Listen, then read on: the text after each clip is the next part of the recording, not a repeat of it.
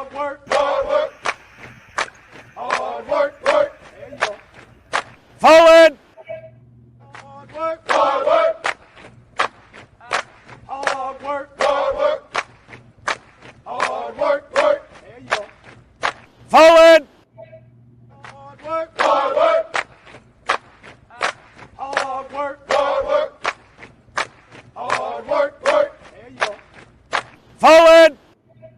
Hard work, hard work, hard work. Fall in. Hey, what's good? What's good? What's good? What's going on with y'all this morning? Y'all know what it is. Excuse me, straight to commish, and you rock with First Formation Morning Sports Talk. So fall in, as you see, you hear the tone, the intro. What's really popping? What's going on? It's Friday. It's a week completed. Another week down in the year of 2023. So what's happening? What's going on? I hope you all enjoyed y'all week and getting ready for a weekend that's going to just basically let you recharge and get ready to go back into it yet again the following week. So as we do, always start off running down these Major League Baseball scores. Of course, there's a little conversation to go on, a little of something going on in the NFL. Not too much when it comes down to the NBA. And just a couple of weeks away from yet another huge fight, that being Errol Spence versus Jamal Crawford. Crawford at the end of next week. So there's a lot going on. First and foremost, the Houston Astros were able to knock off the Oakland Athletics by the score of 2-1. The rookie Francis shuts down the A's. Tucker delivered a two-run home run that basically puts them up in the way. St. Louis Cardinals and the Cubs face off. The Cardinals with the 7-2 victory. The Baltimore Orioles face off against the Tampa Bay Rays, in which the Orioles were giving sole possession of the AL of the AL East with the victory 4-3. Minnesota Twins get shut out by the Seattle Mariners by a score of 5-0. The Chicago White Sox and New York Mets face off. White Sox victory by 6-2. Tigers and the Kansas City Royals, another shutout, 3-0 Tigers. The San Diego Padres get shut out by the Toronto Blue Jays by the score of 4-0. The Cincinnati Reds victorious over the San Francisco Giants by the score of 5-1. The last shutout of the night, 4-0 for the Brewers over the Philadelphia Phillies. And last but not least, the Atlanta Braves get a 2-run victory over the Arizona Diamondbacks by defeating them 7-5 in 9 innings. So, of course, more games to come as the hunt for October continues. That's just the opportunity to get into the playoffs. As the season starts to shift and transition, of course, we're leaving the back end of the NBA season, although technically the off season has kind of shifted in the NBA, and they're starting to get to where they're just roughly 3 months away from starting the season back up in October. NFL season, college football seasons tapped in, as we know. They're starting to talk and have more conversation in reference to college football. I've seen this morning conversations thinking Caleb Williams, USC quarterback, is he a lock at the number one position going forward? When you look at it, why would he be the number one position for the most part? Again, that comes into fray when I've been speaking of, do you draft what you need or do you take what's tops at the top? Next year, being that all these teams have been going and doing, who's going to need a quarterback next year? At this point, looking at it, who would need a quarterback next year for their franchise if Caleb Williams is expected to be the number one draft pick? Who's in need of a quarterback at this current point? Just seeing Here comes one of the guests for today coming on live in effect of Flex. I always call I'm gonna say I'm gonna call her Miss Flex. As always, as we said, we would have. It's been a long time. It's been roughly just a little over a week for the most part, in which we had a conversation with someone where it comes to our esteemed and prestigious military basketball family that's out there. And it's been a week, and for the most part, this individual has been flexing here and there. If you see the social media pictures, having a good time, saying in any case, it's all warranted. Of course, no need for introductions really, but if y'all don't know, y'all about to know now. Of course, we walked into the show this morning, Miss Jasmine Green, head coach of the JBLE Joint Base Langley Eustace Raptors. What's good, Jazz? What's going on? Good morning. Good I hear morning. stuff over there. You know what I'm saying? Sorry. You sound sound like a hip hop artist at a award show or something like that. I like that. I'll take it. I'll take that. As Randall's 2 already Chainz, years ago. Trinidad James, whatever you want to call me. All that all over my watch. All gold, everything. Sheesh. So, Jazz, where do we start? Of course, not too long ago, just back towards the end of April, beginning of May, we was just in the same position where we was discussing the successes of JBLE, and here we are, yet just again. A few months. Oh my goodness! Here we are again having a conversation. What has what has this been like first? Let's just start first there. Like what? No, let's take it because there's some steps that got you here first. So how was the Battle of the Shields, in which we haven't even discussed? You pulled a double in that case, walked away with 2, not 1, but 2 gold medals. So how was the tournament in general we'll go from the player standpoint first, because there's more to discuss as a coach. So how was it from a player standpoint?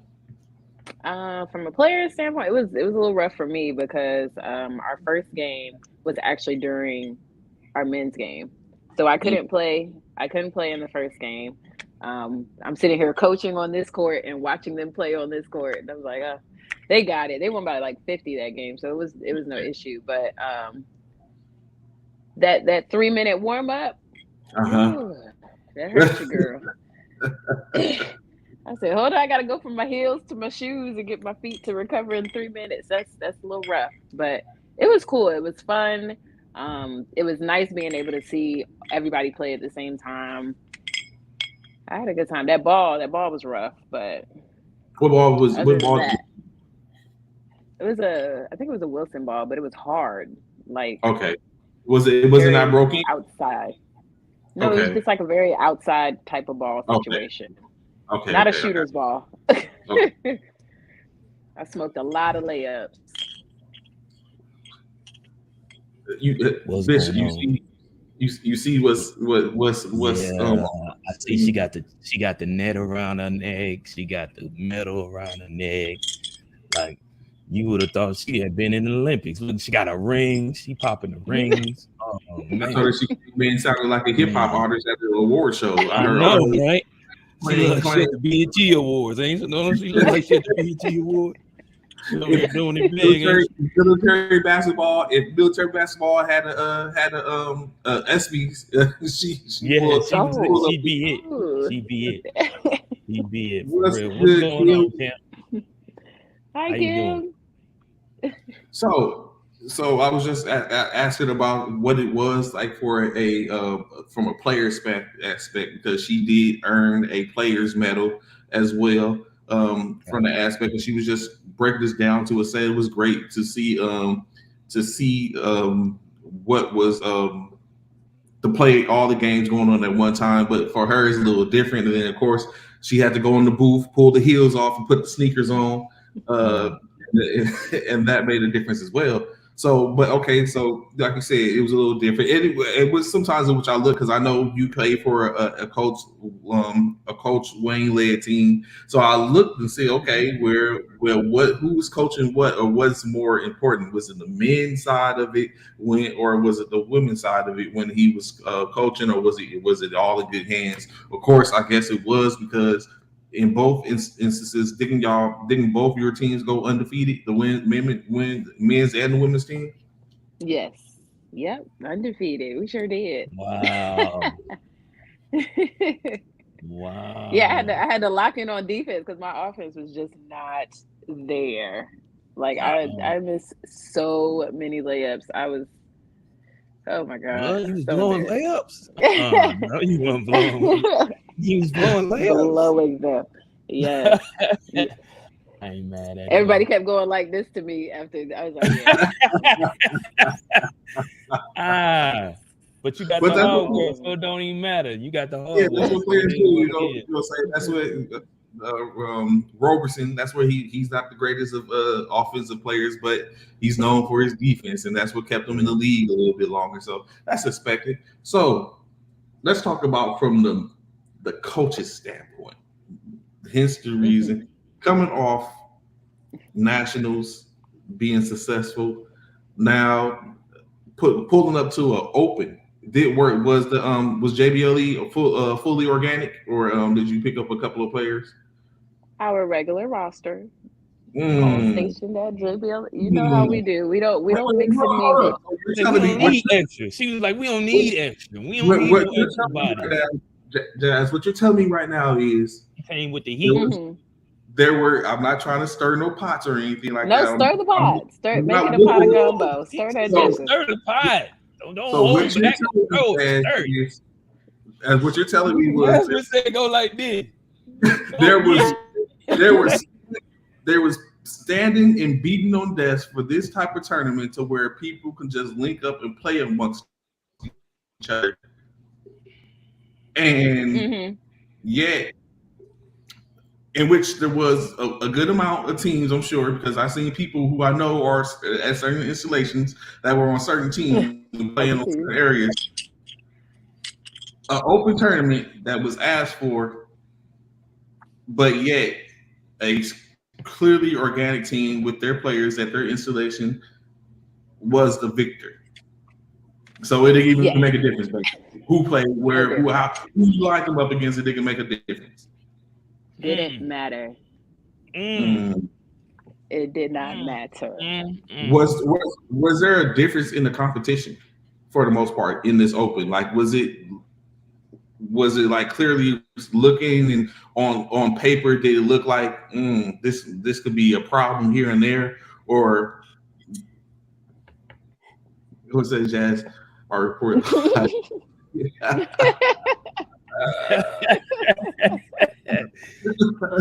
Jazz, put it down, man. That's what's up, man. Was there a clear and other difference in the competition with this type of with the tournament and with all the Bruin 20 teams? I'm very sure all teams wasn't organic. I'm very sure yours, maybe the CMB team and a couple other teams. Some teams organic basically because they used to be a team and it was organic in that sense.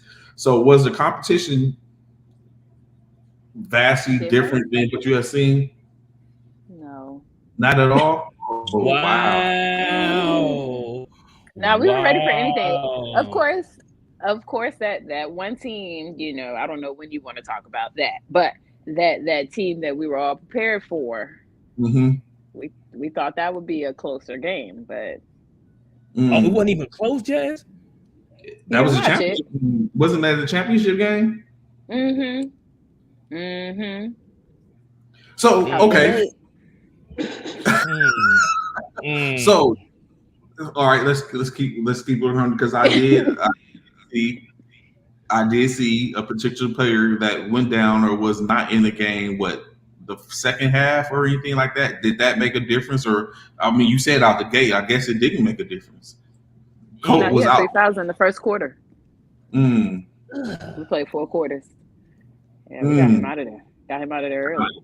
Ugh. I don't know if it made a difference, but it happened. Okay. We was gonna handle business regardless. We got Y'all what we came to wanted. play. They got what they wanted. Yeah. The situation y'all came to presented play. itself. We was ready to go.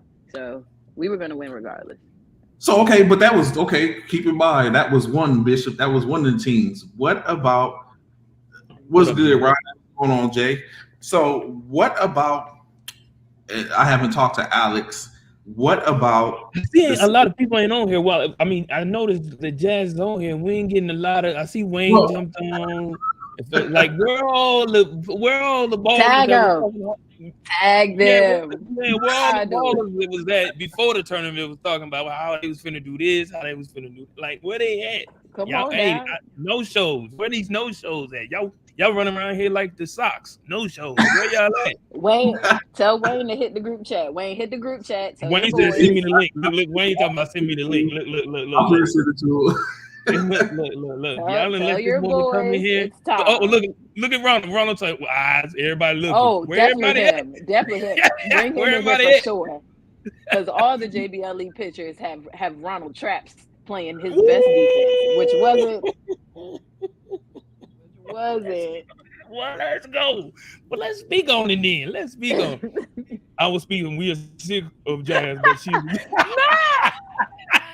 He said we sick of Jazz. What? Oh, CMB was at 10%. Let's keep it fat. Oh, here we come with the. Here we come. But he was coaching. Here we come with the excuses. Oh, in his boot. It was 10%. They said, ooh, but Trap said they whooped it. Trap said they whooped us. Oh, here we go. Now they come in. Let's go. What up, Snow? What up? Morning, what morning, up? champ. Don't worry about it. Somebody said, don't worry about it. It's tough love. I feel you. No excuses. It's Okay. whose part? I'm okay. So it was, I was about to say, I just sent Coach Wayne the link, so we should get him in a second. But like I was getting ready to say, I didn't get a chance to speak to Alex, as I see Simp is on. What happened with the CMB? Wasn't the CMB a blowout? Wasn't that a blowout too? Y'all faced them in regular. I got 2 traps. I got 2.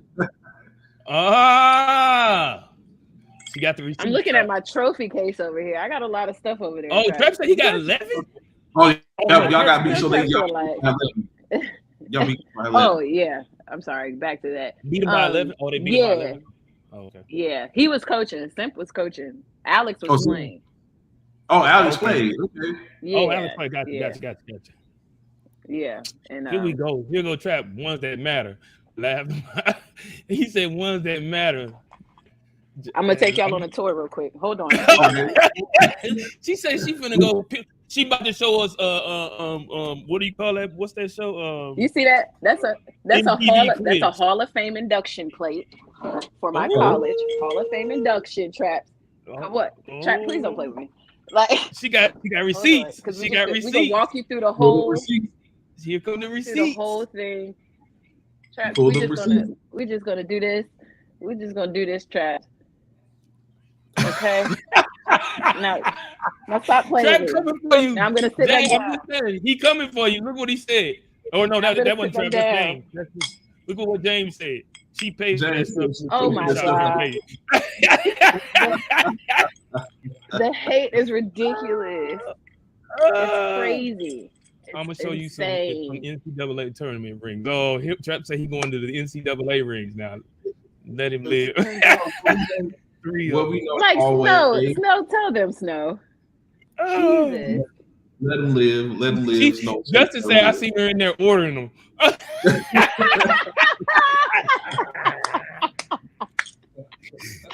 It's crazy. All these people that lost are jumping in on this. This is ridiculous. Oh, they jumping on you. That's what's losers. Up, man. They coming for you. They coming for you, man. If I lost as much as they have, I wouldn't talk this much. Oh my gosh. That's funny. What up, Eric? Eric What up, was Eric? good. What up? I choose not to play. No, so Snow didn't play. He said he chose not to play. So he wasn't needed. He said he wasn't needed. So that brings up more. Went into a game, open, and some of your you didn't even have use your full roster. What do you mean?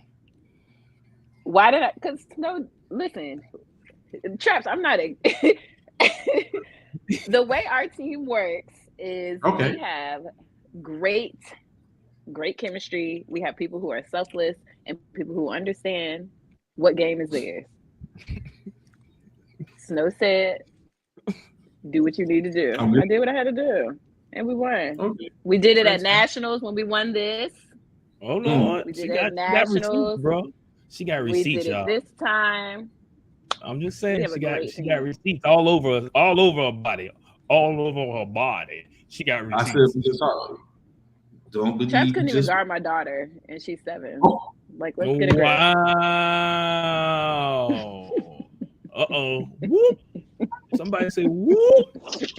Lou, what's good, man? Lou in the building. Lou. Yay! Lou. Hey, Champ. Good morning. How y'all doing? What's good, so, man? What's good? I'm a little cold. They coming for Coach, man. She sit up and slipping and dodging, man. What you got to say? You know what? We started the show like last year, 2022, beginning of 2022. In the course of doing that show, Lou was one of the first players to come on and say something about JBLE, in which he stated, because at that time was the situation that was going on with the NBA and why they wasn't able to play. They were one of the top teams and all that type of stuff. But he said at that time, JBLE is a problem, and no one wants to see it. And so I sit up and was like, okay, because they wasn't playing at the time, but he said at that time, JBLE is the best team that is out there. And at the time, I was the Phantom Warriors and CMB and all these other people, which was making noise, Luke and all that type of stuff. But he said, so in the back of my mind, as I have watched this season, JBLE has been the problem. And so Luke tells no lies, is what I realized, Bishop. He stood up and said it. And, people say stuff because that's their squad, and I'm saying, of course, you're going to big up your mans in them.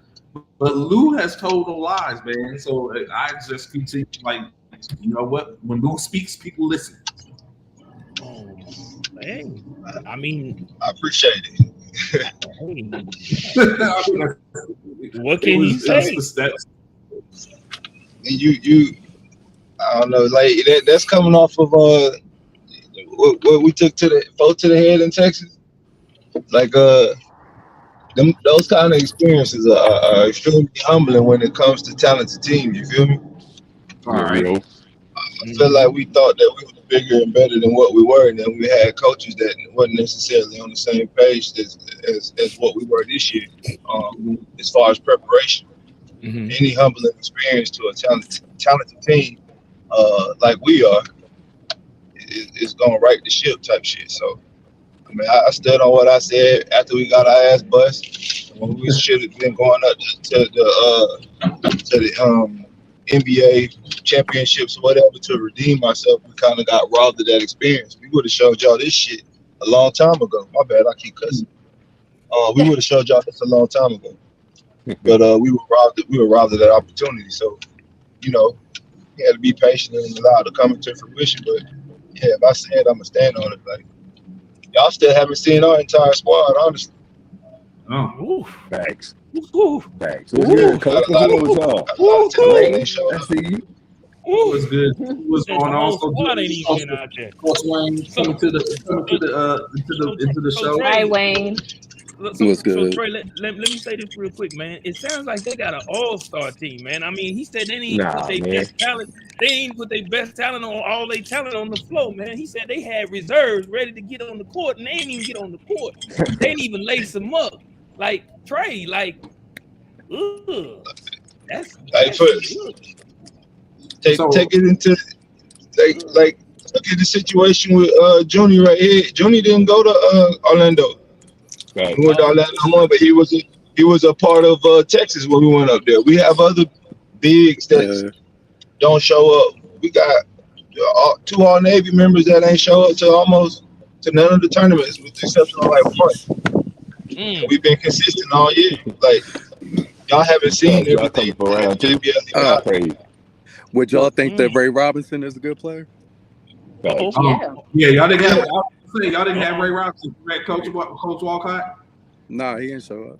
Okay, he's out. I see where he said in the chat during your championship game. I was in the chat with him and a couple other a couple others, and talking about where he said he'll be back. So yeah, I mean, nah, they did what they were supposed to do. They won. Salute to them. I'm more disgusted with myself because I don't. Y'all know I'm a talk. I don't care. We disgusted. He said disgusted. Yeah, that's the part. He said disgusted. Yeah, I mean, I stand on it. We beat y'all 10 times out of 10. And look, this is the easiest way. This is the easiest way I can put this. Okay. When Kevin Durant tore his Achilles. Oh my God. And hold on, wait. And Toronto won. Here we go. Do y'all think Toronto beats Golden State if Kevin Durant's healthy? Here we go. So what you saying? So what you saying? If you got Ray Robinson, you win that game? So due to some unforeseen circumstances leading up to the championship game. Oh, get the fuck out of here. Hold on, wait. So y'all missing a catch. Hey, we had some. Y'all had a Kevin Durant that was missing. Well, first of all, Ray is one of the best players out there. But okay. What people don't realize leading up to the championship game, and not making excuses, I still think we win that game 10 times. Sound like excuses to me. Man, that's crazy. Yeah. What are we watching? I told you. I only got one tournament left. Yeah. That's Orlando. So we will see you again. I promise you. I hope so. I'm gonna make sure I'm there this time, Wayne. This our second time beating you. I want you to make sure you got. I want you to make sure you got every player that you think is possible to help you win. I'm still trying to hear the justification. All right, so hold on. All right, so wait. So wait. We beat y'all with Ray Robinson. We did beat them with Ray in a championship game. Hold on. Championship game. Well, hold on. And we didn't have our team. It was Ray. Wait, hold on. Y'all had Barrett. Ray was by. Well, no disrespect to who I had, but Ray was playing basically. He was playing by himself. Okay. Oh, hey, look, all I'm saying, Wayne, is every time we somehow beat y'all, it's some kind of excuse of why you lost. What happened at the Capital Classic? We didn't even see y'all. We didn't see y'all at Classic. Hey, but that's crazy. We seen y'all at Classic. We got the ball at Classic, though. Hey, but you know what? You know what, Wayne? We ain't make excuses about getting our ass whooped at the Classic. We just took it on the chin. We didn't say none of our players ain't showing up. We took it on the chin. That's crazy. I hate losing. I hate watch that damn championship game. But nah, they out rebounded us. They wanted the ball more. They were playing their gaps. They played. Is it safe to just say that they were better? That day, yes. Ooh, okay. Is it too hard to just say they were better? It was a better team? That day, yes. Trap comment back up. That day, yes. He said that day. That year. There we go. Who Read said it. that year? Let's all read That together. year. That answer should be that year. No. Not that day. That year. Y'all day. wasn't beating us at all. Oh my It God. wasn't happening. He said the year. He's taking a whole year away from Well, hold The on. whole year. Don't give me the game. Don't give me the championship game. The year. Wasn't nobody beating us the year. Like, it was our Wait, year. hold on. Wait, Henderson Hall beat y'all. Did y'all win y'all's conference? Oh my. Hey, look, we ain't saying nothing about the company. We ain't even Well, hold on, wait. You said the year. Hold on. The year. And that's right. They did. They beat. when anything Yo, matters, the year Beat us is with 6 players. the year is They crazy. beat come on, they beat man. 7 they beat 7 of our 14 members. Are you 3 giving of which excuses now? Like, come Are you on, man. Are you giving Did we even excuses have now? 3 starters? Nah, hey, Are you cause giving excuses hey, now? not at all. Hey, cause real talk, we needed to go take that shit on the chin and go take care of business I in ain't even Texas. took my medicine All that yet. shit did, I ain't even took all my that did medicine was yet. We wake us started. up. Hey, no, but if I can, because I don't have that much time, I like messing with y'all. If I can give y'all advice though, and listen to it carefully. Okay. When you're on top and when you're winning, trust me, I know the last 2 years the needle gets moved. So Oh. what I would tell y'all is continue to stick together, trust one another, play basketball, have fun, love the game of basketball, and don't let anything try to discourage any greatness that you're doing right now. That's the best I can put it. Right. Oh, thank you, Wayne. That was so nice of you. Oh, y'all still ass though. Thank you so much. Oh God. Oh my God! Oh my Hey, God! Wayne. Hey, Wayne. It's a good thing you retired. Oh my God! You had to put that in there. It's a good thing you And retired, Wayne, Wayne. and I wanna apologize to Wayne before you leave, Wayne. I wanna apologize that I couldn't get you 2 gold. I got you 1 and a silver. So I just want to say sorry. I know it was your birthday, and I felt bad. Oh, I that ain't feel felt bad at all. terrible. Damn, that's terrible. I told him, I said, Hopefully y'all that better silver whoop. I felt said, I good. told the team before they left. I said, if y'all don't win no game, y'all better beat Wayne ass. So I was satisfied. All right. Oh my gosh! I hate Y'all going losing. in. I Y'all going in. I definitely didn't want that to be my last game, but I it Oh, did. is what dang it it! is. Sorry. I did. I was hoping you went out just like that. I do get another crack at it, but it's That's in Orlando, different. right? Though. In Orlando, Nah, right? Oh, with all armed forces, I'll get Yeah, another he's crack at it. he's on the all army men's team coaching squad. So okay. we run that back. I don't got nothing to do with that one. You might have a chance there. Hey, we can let him get one, Coach. We can let him have one. You gonna let him have one? She gonna let him have one. Let me have It ain't one. nothing there. Hold on. I probably got more trophies than y'all got. No, facts. Did you miss my Facts. display? Do I No, need to do facts. it again? Hey, look, hey, this is a new program. We started over this year. We don't count anything that happened prior. That's still a tough call because I don't think there's nobody more decorated than me, bro. It's not. Yeah, Oh facts. no, I ain't been You along forgot. that long. You forgot who was in the chat. Yeah, I ain't been around that long, and I don't plan on being around that long either. Oh yeah, It's cool. I sure pass the torch to you, bro, because I'm pretty much done too. This is it. Coach Wayne said he came in, he did what he had to do, and he was like, let's make it. Got in and got going. Basketball's in good hands. I think it's moving in the right direction, and I'm just glad everyone's happy and doing what they love and staying out of trouble, and that's what it's all about.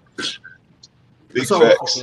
I know you're about to get out here real quick, Coach Wayne. Want to ask you a question while you was on. Did the Battle of the Shields the second time around? Did it meet all the expectations that you expected, or is it more room to grow in your opinion?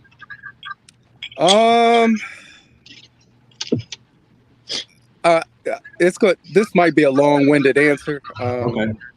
But so the first go round, we got it off, but I felt like more was offered for the first go round than it was the second go round.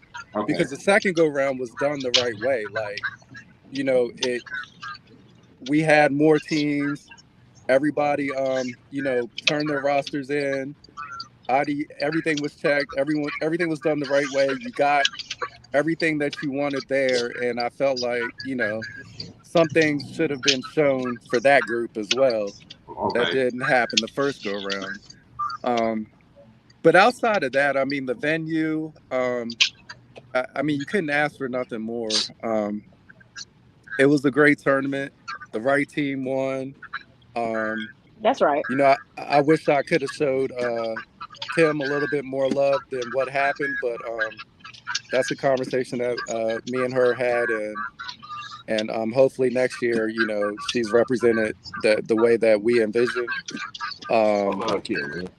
And then the JBLE was celebrated the way they deserved.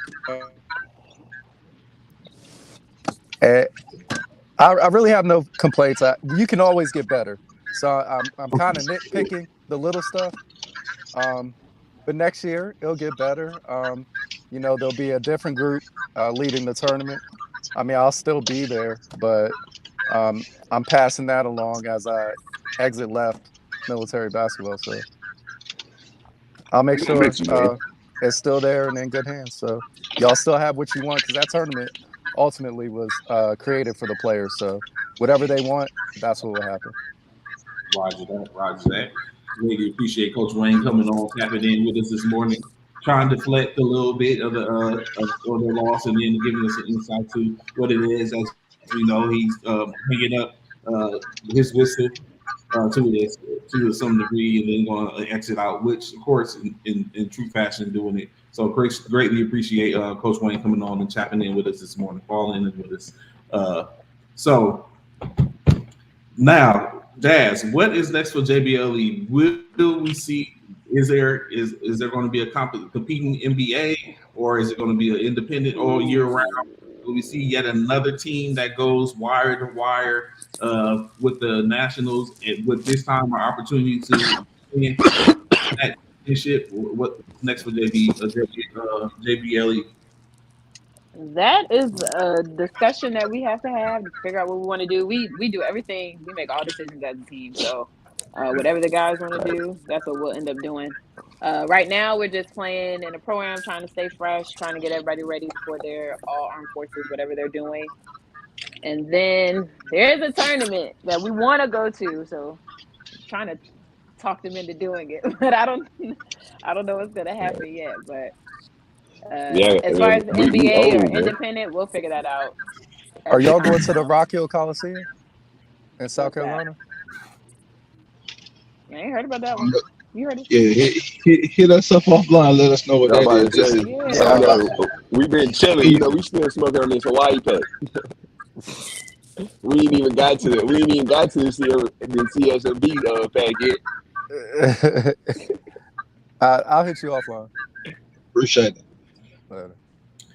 So of course, like you said, being so basically just trying to stay loose and live it and keep them engaged in some way, form, or fashion before y'all decide to make certain moves. So I got it.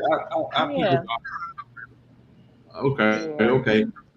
So some of the transitioning a little bit, like you have, in which it's been something that's been on my mind just in general when we talk about sports in general. And now I have y'all here, a couple of people to speak on this.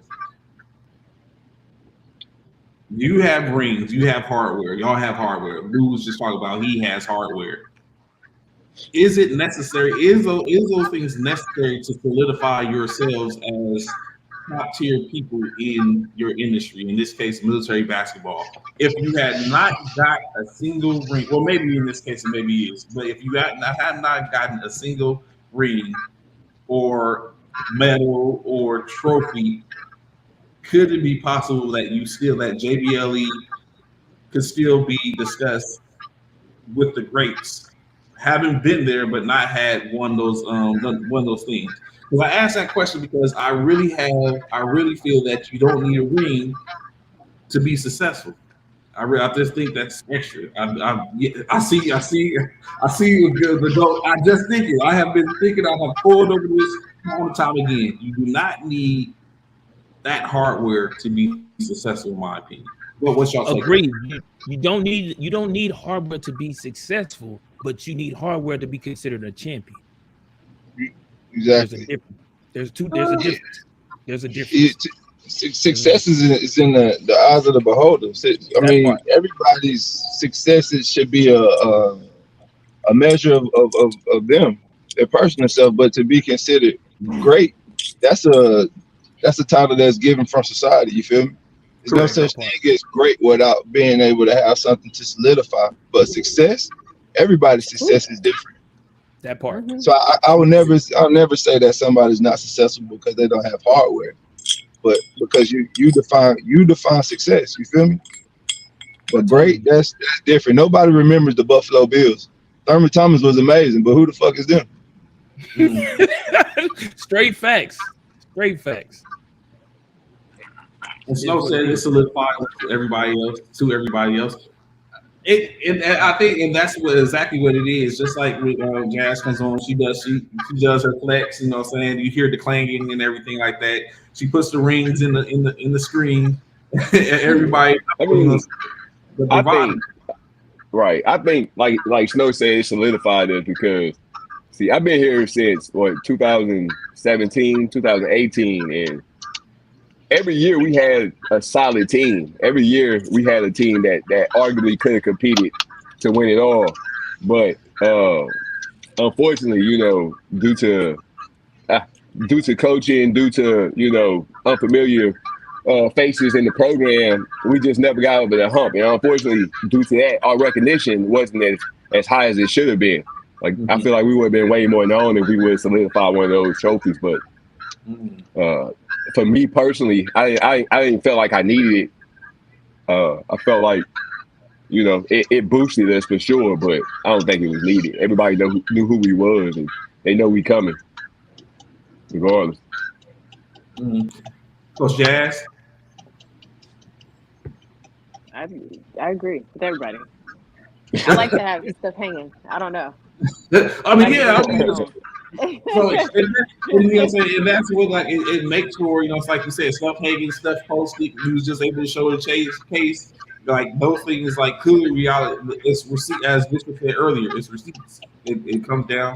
There receipts. I can sit up and talk all day long about what I did and playing and stuff like that, but without a receipt.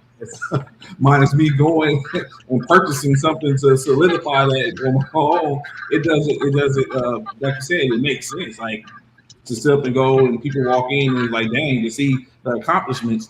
Well, I was just thinking about it. Like I said, I think it's a little different at this level, of course, when you look at it, because it would mainly come from with me watching a couple of things like the meme that's going around talking about Robert Horry making $45 million in his career, but he has 7 rings. And you have James Harden, who's made $300 million in career earnings, but he ain't got no rings. Which one would you rather be? And it goes back to me. I'm James. I mean, I could care less about the rings, but yeah. So that was where it came from. But when it's all said and done, though, Trey, like even when Wayne was on here, right? Wayne was on here. He could do all the talking he wanted to do. He could talk to. He was blue in the face. But as long as Jazz was on here clanking and kept putting his hand in her face, ain't nothing he can say. He can talk about past, but he can't talk about right now. He couldn't talk about present. He could always bring up what he has done in the past, but what he couldn't bring receipts for right now. And that's when it starts said and done, that's what it is. What up, Cal? Another one of those CSCNB people just came up. And that's kind of tough, man. Like, do you think that I mean, I understand your argument, but do you think that Robert Horry is really upset about his career? So of course, no, we know he's not. But I wouldn't no, I don't think he's upset about it, because at one point Robert Horry was a contributor, clearly a contributor in his first 2 championships with the Houston Rockets.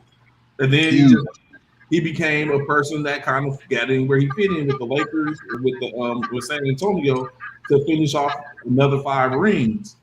But he wasn't a big slinger, or whatever. He wasn't that person. But James is. He wasn't a stat man. That's the thing. Right. Robert Horry he wasn't a stat man. However, he was very critical and very crucial at crucial moments. He was that person who is Robert Horry a Hall of Famer. Absolutely. I would say so too. What? You said hell no. What? It's tough. I mean, that's 50. I'm 50-50 with it. I could understand both sides. The Hall of Fame is something that's big on stats, but if you really look at what it is to win, that dude did everywhere he went. He got praises from Hakeem to Tim Duncan to Kobe. They was like, "That's big shot, Bob. This motherfucker." He'll chill the whole season and let the young bucks do their work. And then when it come time to get this chip, he gonna be on the floor.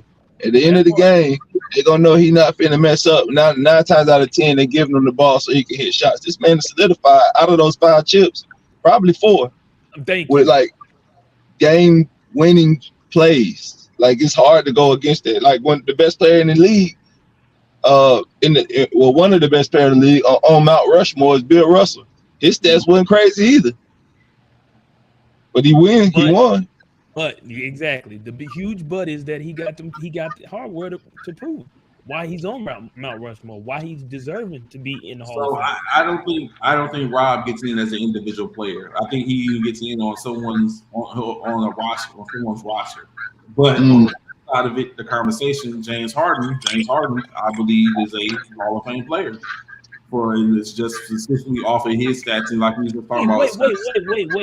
So you would put in James Harden in the Hall of Fame before you put in Robert Horry? You don't think James Harden is a Hall of Famer? Or that means let me Nah, I don't think so. I don't think so. I've been watching trials and stuff like that. Let me represent the question. Would James Harden get into the Hall of Fame before Robert Horry? Unfortunately, probably. But there's been a lot of buckets that ain't did shit for the league. Correct. He a bucket. And that's all he is. It's a bucket. It was people that could put the ball in the hole before James Harden. It's people that's gonna put the ball in the hole after James Harden. What else has he done? That part. You're right. That's correct. You're so. That's the kicker right there, man. And it still go back to what I was saying earlier, which we had a conversation a couple of weeks ago. Is people don't enter the league to win championships; they enter the league to get paid. And James Harden has gotten paid. James, hold on, James. Jay, you really believe that, bro? 100%. No, hold on. Listen, hear me out now. You really, and this goes for Jazz and everybody else. Y'all really believe, and I do believe part of it, but I'm 50-50. I don't think you just come in the league to get paid, man. I don't. Now, don't get me wrong. Let me say this. There are some, but I won't say everybody comes in the league just to get paid. Everybody ain't just in the league to get paid, bro. I don't think I'm gonna name one in particular.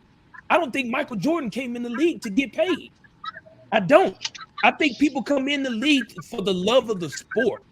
And because of that, they end up getting paid millions of dollars because they love the sport. Junie and Jazz do it for the love of the game because they ain't getting no money for what they do, right? I get it, but they do it for the love of the game, which the hardware which they do gives them professionals. That's comparing apples and oranges, Trey. That's comparing apples and oranges, Trey. I don't know, bro. That's tough. You're talking to somebody who played pro, and you're talking to somebody that I played high level, high school. I played Division I basketball in 2001. That's a long fucking time ago. But at those points, it was for the love, right? Where like high school is the purest form you're gonna get it. But I mean, even now with AAU, that's gone. But when I signed that first contract at 19 and went to fucking Germany, and I signed another one after that, shortly after that, to go to Canada. When I tell you that shit was damn near torture, because at that point you're not just playing the game because you love it, and obviously you still love it, but now it's a business. And when you start mixing business with a game, it turns into work. So them dudes that's in the league like that, man, like you have to play. Like for instance, I'm not NBA caliber, probably, right? I'm not NBA caliber. I'll be in there, right? But playing overseas and whatnot, you got your contracts. It is what it is. Broken fingers, rolled ankles, partially torn meniscus, all of that stuff. If you don't play, you don't get paid. When I love the game and I'm hurt and I'm about to sit down, but when I know I got to catch this check, and if I know I'm not on the floor, they finna just fly somebody else in with a brand new University of Maryland backpack that's just as good as me but younger or something like that. then no longer do I have the opportunity to just say I love this game and I'm finna do it. Now I have to put food on the table. So like every step I take in that facet is something that's going to a means to an end as far as solidifying my ability to take care of my family. You feel me? So like I feel you. it's a totally different dynamic when you're talking about play for pay and you're talking This about ain't real, playing y'all. for free. Got it slide. Okay, Jim, appreciate you, bro. Appreciate you. All right, thank you for. So let me ask you this. So and this is for Jazz too, because I know she plays as well as coach. So let's put it in this aspect, and this for you too, Trey. When it comes to your regular job, we can even talk about the military because you serving in the Air Force right now, Lou. When you get paid, when you're working at a regular old job, is it better to work at a job in which you love and get paid for, or is it better to work at a job that you just get paid and you hate the job? Oh, it's definitely a job that you love, hands down. Right. So in that aspect, I feel like when it comes to NBA players or professional players in particular, like I said, I will not knock for those that are getting into the league because of the fact that they just trying to make them in. They try to make money for their family, trying to get their family out of poverty, so forth and so on. But I do still feel like some people play the game because yes, they do get paid, and it just happens to be they get paid for something which they love to do. And that's just and that's just how I see it. I'm not saying everybody's like that. I'm not. However, I do feel like there are some that do say, man, I love this game. You know what I'm saying? I was talking to somebody this past weekend. I forget who it was. I was talking to someone and we was talking about, youth and getting into sports and stuff like that. And someone said, like, if you got to tell your child, and this is just youth sport in particular, if you got to tell your child to get out there and work hard to get better at their sport, at their craft, they're not completely committed to that sport. But when that child takes on the initiative to do it themselves, and you got to tell them to stop doing what it is they doing for their craft, they're in love with the sport. Facts. And that's just how I look at it. You know what I'm saying? That's just how I see it. Yeah, a paycheck is a paycheck and it's good. I ain't gonna lie. When it comes to professional sports, we all know that. But I do feel like, all players, if they took away them checks, would they still play? Nah, you're right. A lot of them probably wouldn't. Probably the majority. If they took away the $1 million checks, they probably wouldn't play. But there would be some that I feel like would. So you just said something, Bishop, and which brings you back to something which Jazz was just talking about. You talk about Jazz. You have a 7-year-old daughter, right? Mm-hmm. She sees what Mama does. What does she? Does she look at to emulate that, or is she in her own thing in which that may not be her thing currently? It's a little of both. She goes to all our practices, most of our games. So there's times where she'll just pick up a ball and start dribbling. Lucy, she'll pick up a ball and start dribbling around the gym, or she'll throw it at the wall or something like that. But I don't plan on asking her to play. Like, I want her to pick her sport. I'm scared to put her in a sport now because I don't want to say, play this and do it and like it, because I know who I am as a athlete, as a competitor. So I don't know what type of sport she's going to play or what she's going to get into. But when she does, I hope that she picks it and she enjoys it. And if she stops enjoying it, that'll be it. My mom made me play basketball. Okay. And so for everyone else, what do you think about that aspect of it when you look at, you are a competitor and you play sports and you look at your offspring and them coming up? Is it as Jazz just said, she looks at it as, I don't want to force, I want her to gravitate towards it naturally, organically, as we use a lot of the time. Is that the same to everyone else's thought, or is he like, no, I'm gonna go ahead and put this ball in your hand and we're gonna see what it do? I'm on the same page. I got 2 children. I got a 5-year-old and an 8-year-old. My son love basketball supposedly, right? He do the same thing. He pick up ball, shoot. He'll drill from time to time, but he not like I was with it. When I was his age, that's all I wanted to do. He'd rather play video games, so I refused to coach him because I'd rather stay dad than turn into coach. It's a fine line. I won't even allow him to take it seriously until he's probably at about the age of 11. He understands the amount of work that goes into perfecting the craft. But then it also gives him the freedom to choose to go elsewhere. He tells me that he don't want to play no other sport but basketball. But in my head, I'm like, son, you suck. But I can't. You know what I'm saying, I'm dad. I can't really say that. You know what I mean? I just got to be like, oh yeah, great. That's good. You want to play basketball? Cool.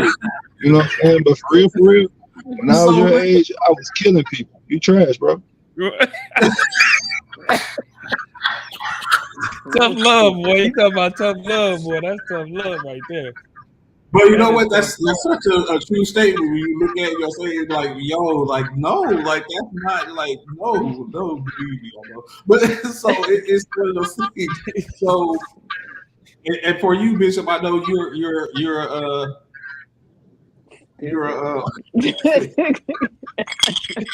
call him trash. You're a girl dad. You're a girl dad, so I know, you know what I'm saying, knowing, of course, you know what I'm saying, seeing she's soccer has been the only sport she's played so far. Who? She didn't play no sport. All my gymnastics. That's all. Soccer. No, she didn't want to do soccer because it's too hot. She said it's too hot, Daddy. I'm not. If I gotta be outside, she don't want to do it. So she don't want to do it. But I'm like the champ. I'm like, you know, in Lou. I just, for me, man, I'm not gonna force my child to play anything. But at the same token, I'm just like Lou as well. Like if my child, I laugh, but if my child is garbage, I don't let them know they're garbage. And I'm hoping it'll push them to be better. You know what I'm saying? If my child wants to play, if she wants to play basketball, because it's an indoor sport, if she wants to play basketball, I'm all for it. You know what I'm saying? I'm all for it. She can do it, but I'm gonna tell her, be the best basketball player you can be.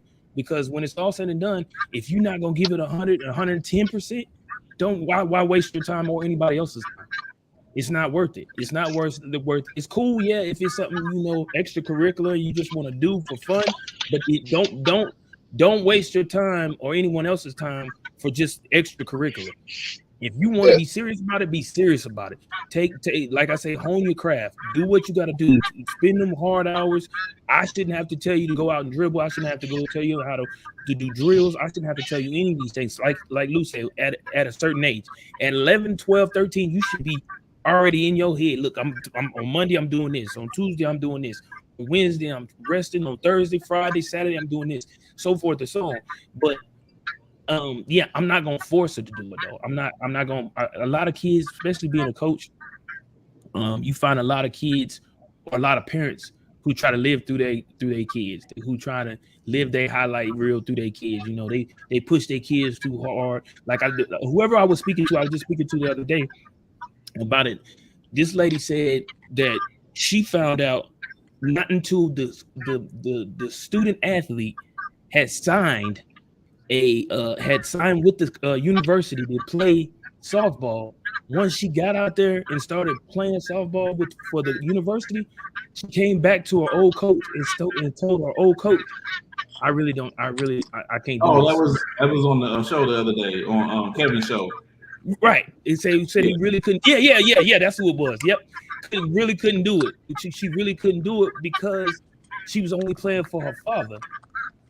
She was playing. She wasn't playing for herself. She was playing for her parents. And if you ain't playing for yourself, it makes no sense. It makes no, because you don't really love the game. You don't have the passion for the game. You just that is a good point. But we just heard Jazz said her mom made her pick up the ball, right? And prior to that, maybe she wasn't checking for a ball. But look at her now. Oh, I thought they were disgusting. I was so into my Barbies. I didn't play basketball until I was 10. Wow. And she was like, enough of this Barbie stuff. You're going to play a sport. Put me in basketball. I had to play with boys. My first year of playing basketball was co-ed. Oh, wow. I still hated it. Like, I hated it until I was in, like, middle school. Oh, wow. And that's what I was about to say. To caveat that stuff, right? This generation of children we got is weak as hell. Yeah, I feel like the fact that we have parents that we had back, well, the parent that I had in the 80s fucking made me play sports too. Yeah. but she wasn't beating me with it. Where it was like, no, you need to go drill, you need to go do this, you need to go that. She was more or less like, you're going to go to practice. You started this. You're going to finish it. You're going to have hard days. You're going to have days where it's fun. You're going to have days where it's trash. You're going to have days where it's 100 degrees. You're going to have days where it's raining. My little tail was out there on that field, hitting people, getting hurt, getting back up, and going back and doing it again. Because my first sport was football. Okay. And then from football, I transitioned into basketball. But those days of playing those sports where mom was like, you're not quitting, is the things that built that resiliency that I use at the age of 40 to carry on through life. You're not always going to have good days. You're not always going to have bad days. But it's a difference between forcing your child to play in a sport, or participate in the sport, and beating that child with that sport. Of course, they're going to hate it.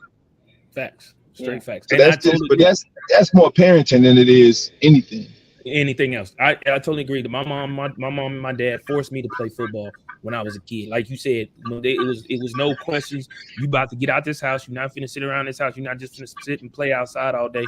You finna get out here on this gridiron and play. Well, sandlot, play football, and you was playing everything. And every time I wanted to quit or thought about quitting, get up, get your clothes, get your stuff together. You got practice.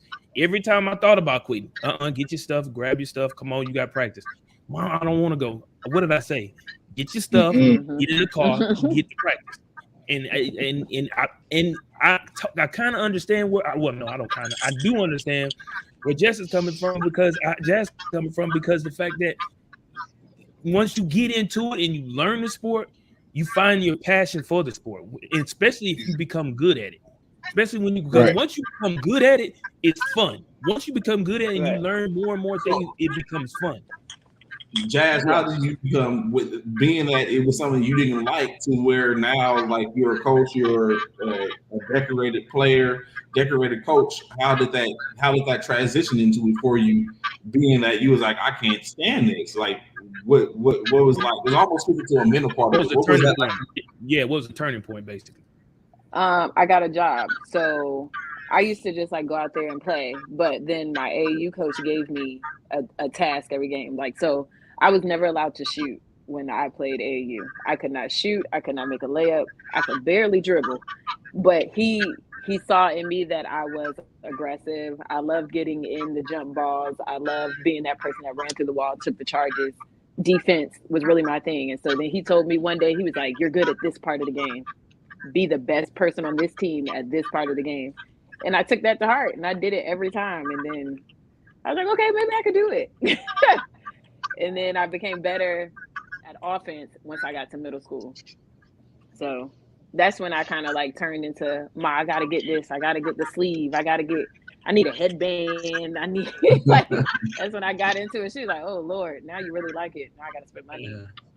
Yeah. Okay. That's the dope part about coaching. That is.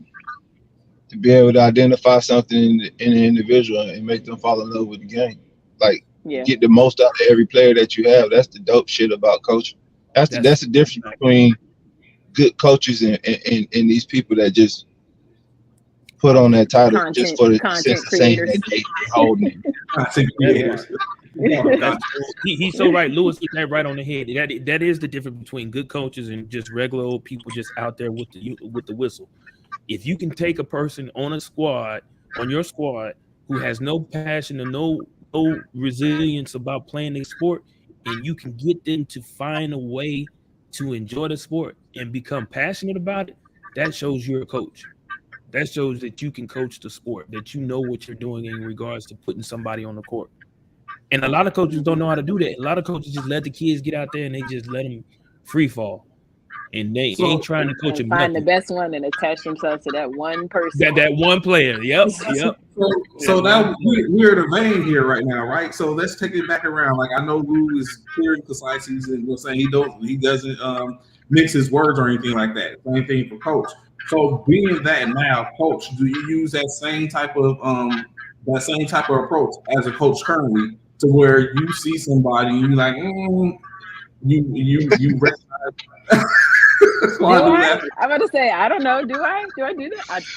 Okay, that's why Lou is, because Lou's gonna keep it 100. And then Lou, do you see teammates that you be like, yo, hey, come on, let's go do this, and then they be like, oh no, I'm good. Like, no, you're not good. Let's go. Like, what creates the dynamic of y'all team to where you can go take a organic team, which is probably, I'm very sure you ain't got all hitters on your team, but you know what I'm saying, some may have some type of have something there, or do y'all? I mean, so what's their approach from a coach's standpoint, and then to solidify that from the player standpoint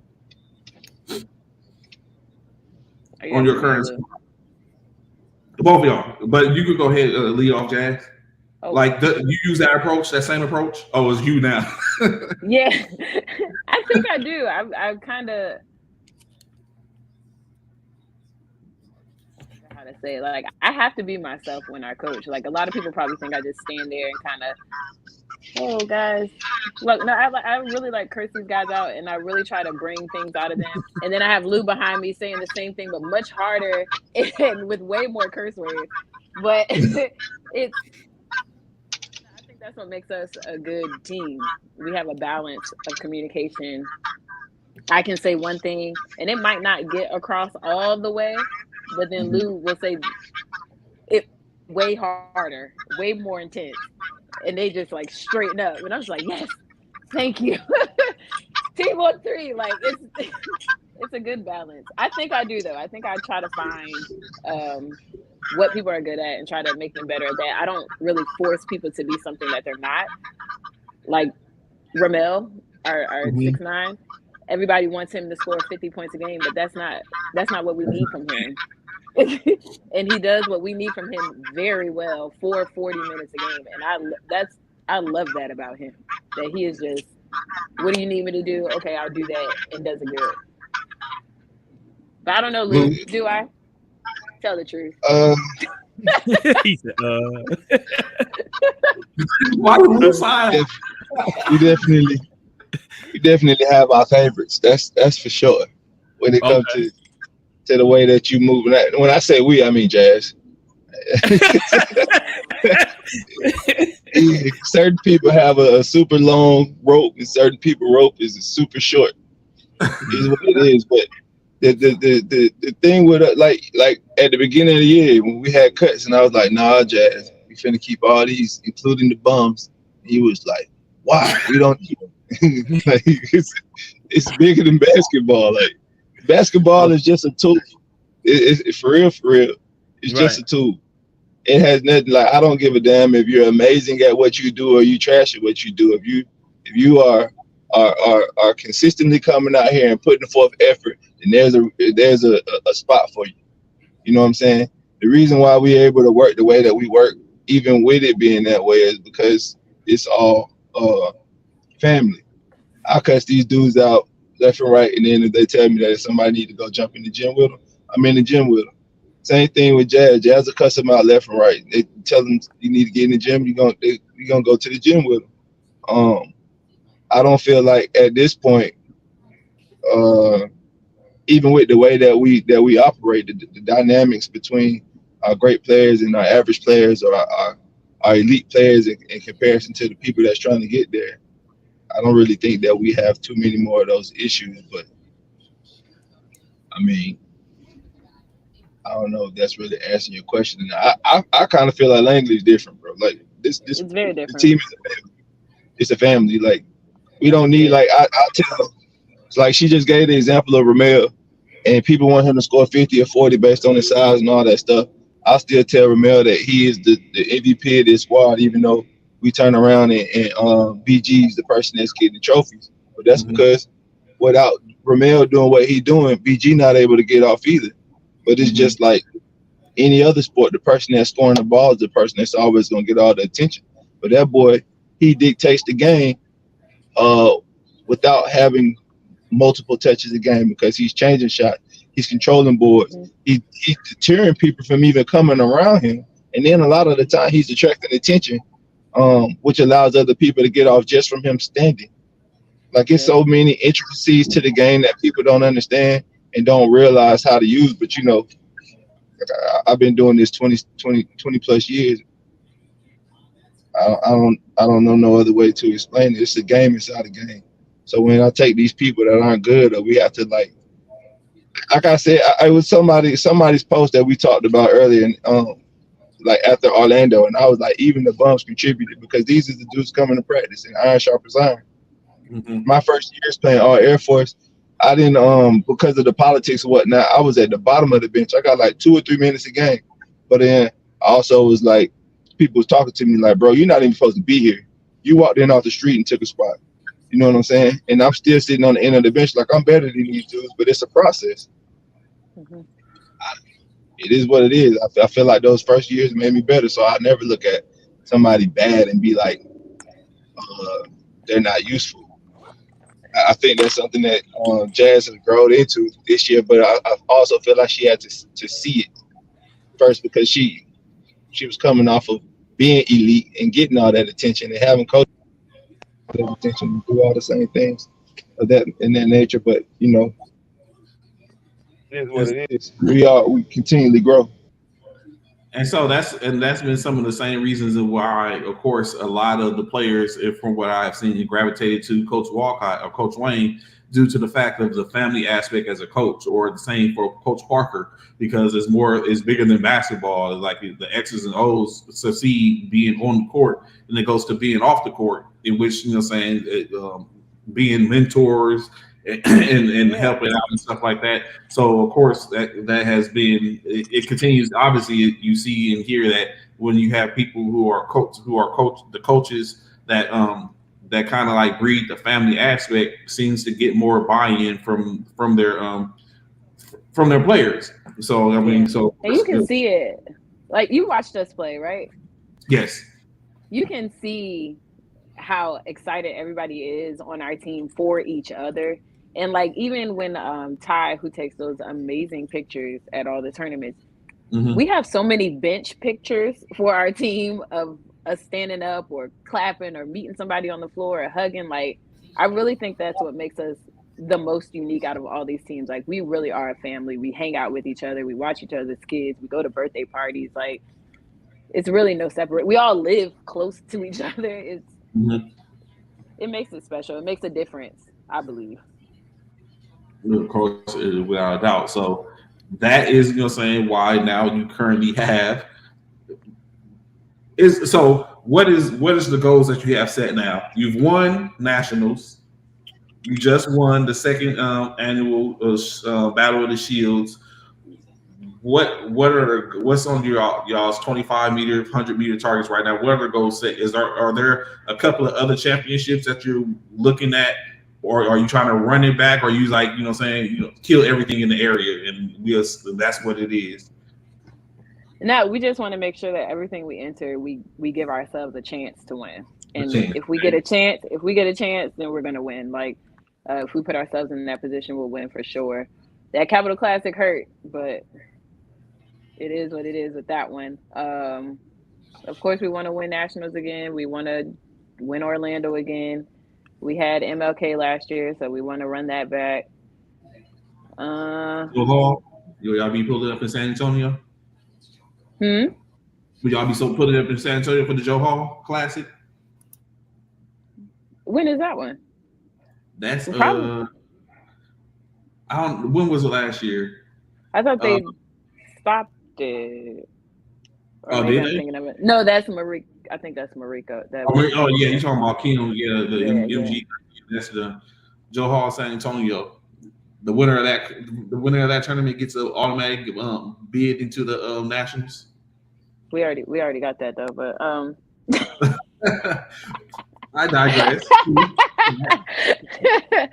But it's up to them. Like, I'm willing to go wherever they want to go. Oh, there you go. Mike's in the Joe Hall's always second week of December. Oh, hi, Mike. You haven't been here. But yeah, wherever they want to go, we will go. Oh yeah, you did say it's a team decision. Oh, that's what's up. Yeah. Sorry. That's all right. It's all right. It's all right. Sounds of a champ. We get it. My neck hurting anyway. More, you think heavy? You got about 15 of them on, Yeah. and all that type of stuff. I get it. The life of a champ. It goes down to it. So, Joe Hall, like I said, you mentioned the Capitol running back on the Nationals, potentially maybe wire to wire. Do you see? Oh, here go Jason in the comment. JBLE compete for an NBA title. Is that an option? As we talked about it earlier. It's a discussion for sure. Okay. Maybe see JBLE put strapped up in the NBA, giving CMB and Luke a run for their money, or anyone else that may come out the Raptors. April 20th, 2024, April 26th, 28th is the Nationals. So already lined up. So that date already, second week of December, Joe Hall. So throwing all these dates out there. That Joe Hall's coming up quick. That Joe Hall gonna come up real quick. We're already going into August soon. So you already see we see NBA was questioning possibility. You got the national NMBT and Joe Hall. Like that's potentially a couple of opportunities. But as you stated earlier in the show, y'all get together as a team and discuss how y'all move. So definitely some things. But the dates is being put out there. What is do you feel like y'all are sought after, or that it's a target on y'all back currently? What's the mindset of JBLE right now? Yeah, we always operate like there's a target. We knew there was a target at national. Well, not really at nationals because we were flying under the radar a little tiny bit. But at Orlando, there was definitely a target on our back, but it didn't matter. Okay, because we came, we played with our team, we beat everybody, especially the team that tried to, put together a little dream team. We're fine. We're fine with our target. We are fine with our target on our back. It's no problem. Jason responds, if it's a discussion, let me know. I'll put you in a conference. She said thumbs up. Thumbs up. But okay, so operating as the target, now that you're a target, presumably, especially once you make that championship, once you become a championship team, I guess it comes with the territory. Now, the Battle of the Shields champion, the Nationals champion, opportunity to do what we see done with the Fountain Warrens, Fort Cavazos, wire to wire champion potentially. But this time you might be able to run it back 2 times because back-to-back champions. Which will put a very short, even bigger, larger target on your back, especially if you're in other things. Ultimately, what would you like to see accomplished by JBLE? Is it to be champions? Everything you fall into, what's that look like for you as a coach and the culture you're building?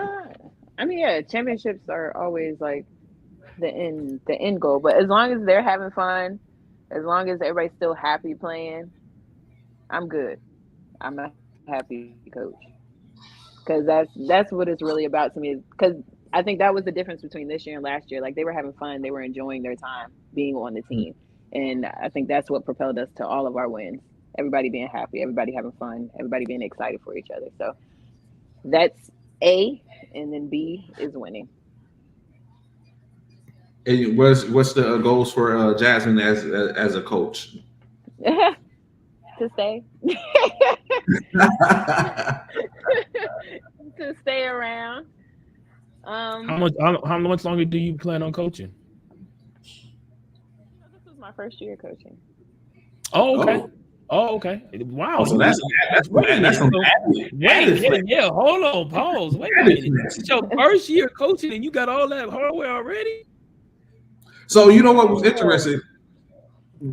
When you look at it, this is Jazz's first year coaching. It was Alex's first year's coaching.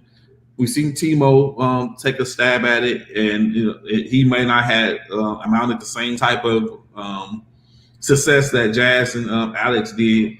But you've seen some top tier. You've seen some coaches first year do some miraculous, some high speed miraculous stuff.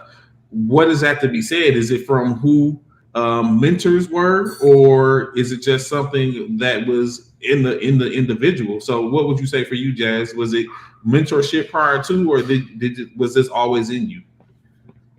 I don't know if it was always in me, but I know the guys on the team played a huge part in that. Okay.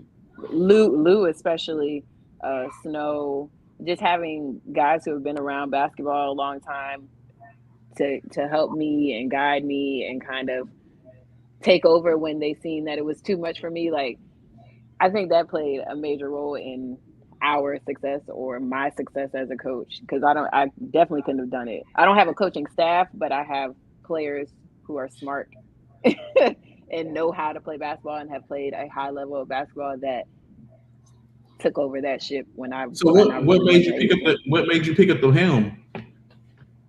They asked me to. I was kind of voluntold, and they believed it. I guess they saw something, or they believed in me, or something. I really don't know how. It kind of just fell in my lap, and I was happy to accept it because I really do love being around all of them, and I would have been at all the games anyway. So why not I just just be stepped out there so you into can it. get some hardware? Yeah, Get some hardware at the I same just time. stepped I'm with into you. it.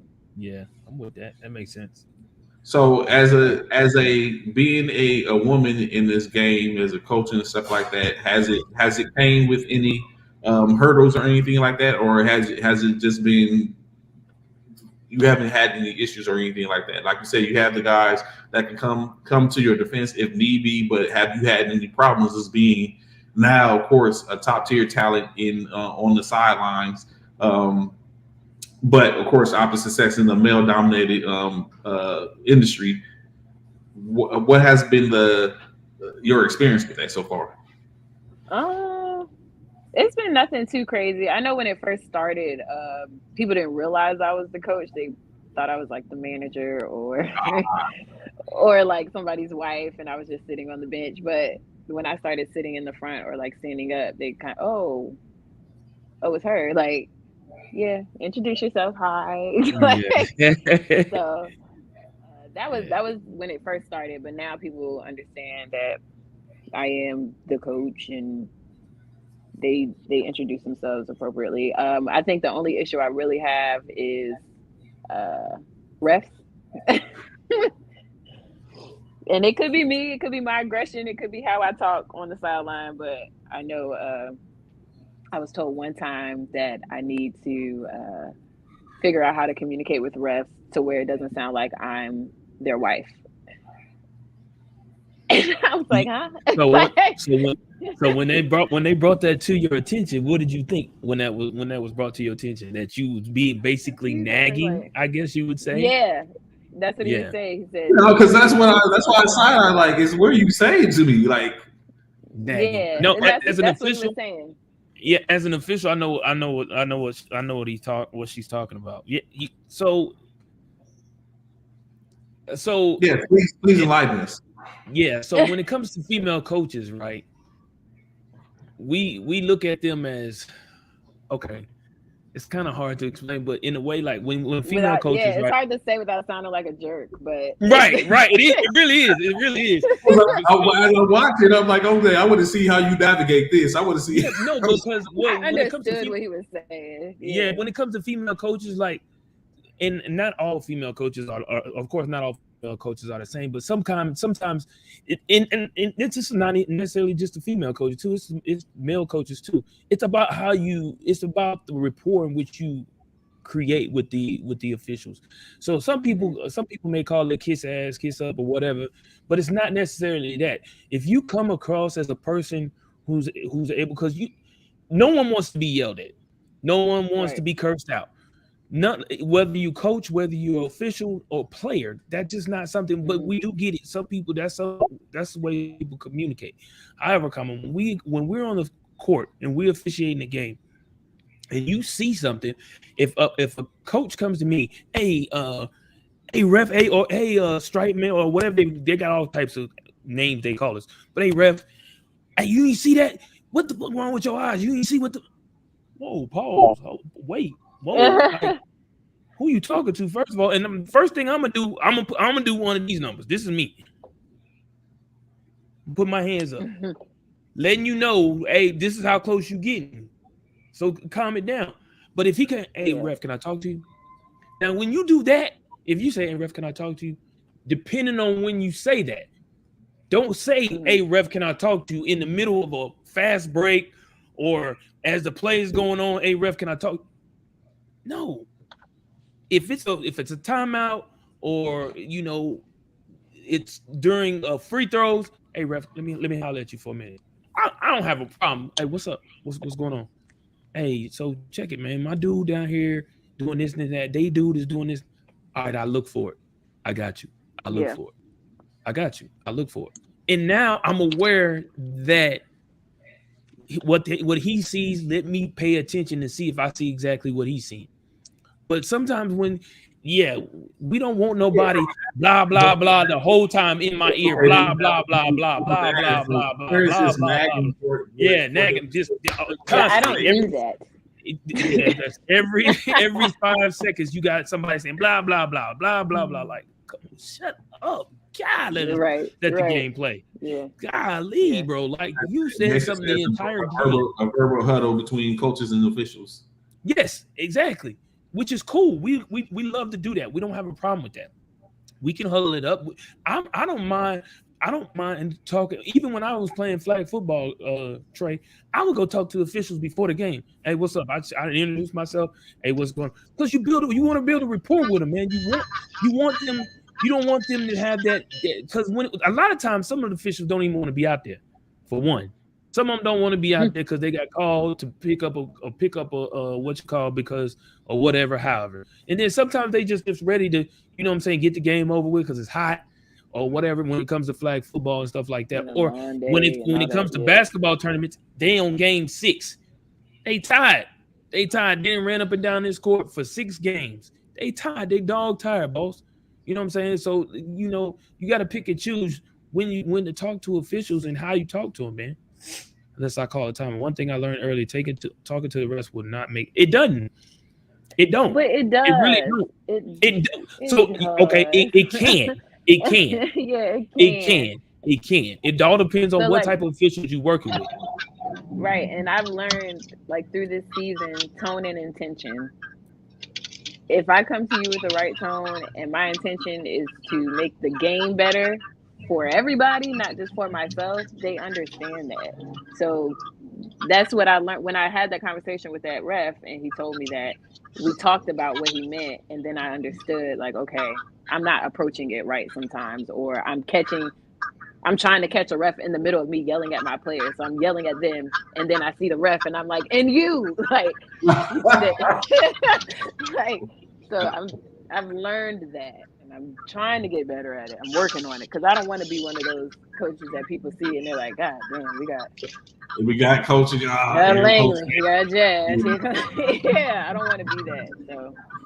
So like Jason says, there's an art of communication from players and coaches towards officials. So I asked this, Coach Jazz, you just gave your point. Lou, how do you communicate with officials during the game if you're not liking, or like what's your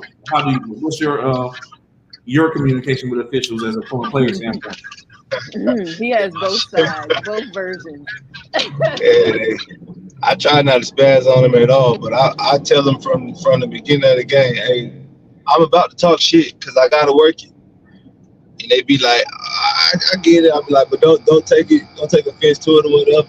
Blah blah blah blah blah. And then, man, I'd have talked to refs. And then after the game, they came and drunk with me. Like, it's all an approach, like you say. It's never really any malicious intent. Hey, boss, can I get you to look at this? And then I'd be like, what is it that you see? And so that I understand it. Sometimes I'll be talking to them motherfuckers just to make sure they got open lines of communications with me type junk. Like, it don't even be that I want nothing. I don't care about the call. Sometimes I tell them good call even though it was horrible. But you also have them horrible refs, like you say, tired, ready to go ahead and get up out of there, and they're not gonna call calls. And I'm gonna say something to them about 2 or 3 times, and the demeanor that I do, and then I tell them the same way I tell players, like, hey, bro, you got one more time to hit me before I lay it to you. And And I'll be like, if you're not gonna fix it, I'm gonna have to fix it myself. And then they'll sit there with that whistle in their mouth and they'll watch me run through somebody's chest. And I'll look at them and be like, this is your fault, bro. And the same calm demeanor that I got any other time that I'm talking to them any other way. It's just that I'm not gonna sit and I'm never gonna sit and argue with a ref. I'm gonna tell you about yourself and ask you what you seen. But yeah, it don't get you nowhere at all. It's just gonna change the way you calls. And then sometimes you have refs that you can't talk to, period. So in them instances, you just gonna have to learn to shut the hell up because it's not going nowhere. So I might as well shut up and control what I can control. So every interaction with your ref is gonna be different. You know what I'm saying? They're humans too. But you understand that, you good. Calls that we miss jump shots. It is some refs that don't want to be talked to at all. They don't really want they don't Or they can't. They just want to call a game and they don't really want to hear from you. They really don't want to have no type of communication, open line communication with the coaches. And damn sure don't want to talk to the player. So really don't want to talk to the player. So basically what you're saying, Bishop, is potentially a player or coach can earn respect and potentially calls and stuff like that based on a rapport and the communication in the game. Absolutely. What Lou said is absolutely right. If you build a good rapport with a lot of the officials, man, because a lot of times, and I'm sure Lou and Jazz can tell you, you're going to see a lot of if you play a lot of basketball, you're going to see a lot of the same officials over and over and over and over again. Especially if you're playing in your area. Now, if you go somewhere else, of course not. But if you're playing in your area, you're gonna see the same officials over and over again. And if you build that rapport, and this is not only to the player, to the coaches, but this is to the players too. Because if you can build a good rapport as a player with one of the officials, it allows them to be like a player coach on the court. Mm-hmm. That way, you know what I'm saying? If for whatever reason, if you have that rapport with that official, your coach might not have seen nothing, but that player who's on the court could say, hey, John, man, this dude hooking me every time, man. You ain't seen it? And he'd be like, you know what, Lou, I got you. Hey, Lou, you know what? I got you, Lou. I'm gonna check it out. I got you. And because I do it quick. I do it. I say, hey, if it's somebody I know, I've watched him play ball, and I know how. Now, if you're a crying motherfucker and you cry all the time, you looking for a call every single time down the court. No, don't come to me about no nonsense, bro. I'm not doing it. I'm not. You can cry to me all day. I'm not. And I'm gonna say after a while, I'm gonna be like, play ball, man. Quit crying and play ball. Wait, what? I will. That's just me. Wait, that's just me. That's what. Really? So because I'm crying because I feel like I'm getting hacked, and because I look to you for you getting hacked every time down the court. Yeah. Every time down the court, bro. No. Yeah. I'm watching. I'm watching. Sometimes it goes down like that.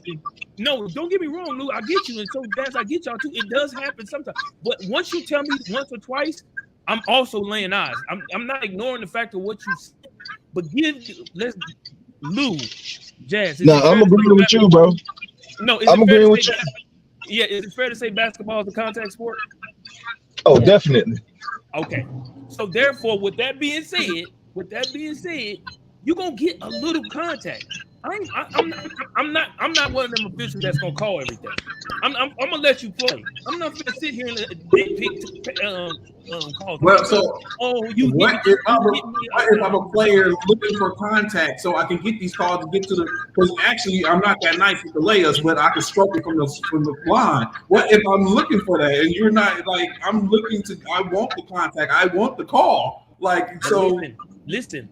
You got to know, you as a player, you got to know what official is calling what area.